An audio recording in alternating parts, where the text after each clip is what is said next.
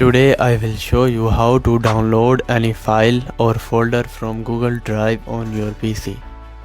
Let's start. First I open Google Chrome from my desktop. Then on the top right corner next to my account icon I clicked on the Google Apps button. A drop down menu appeared and from there I clicked on Drive. This opened my Google Drive interface. Next I opened one of my folder named wallpapers. I scrolled down and hovered my mouse over a car image. As soon as I hovered, 3 dots appeared on the file.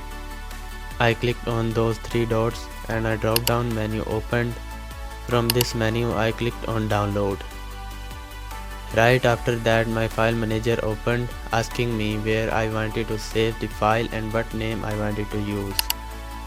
I selected my location and clicked on save. Within a few seconds the image was successfully downloaded to my computer. Then I opened the file to show that the download worked perfectly.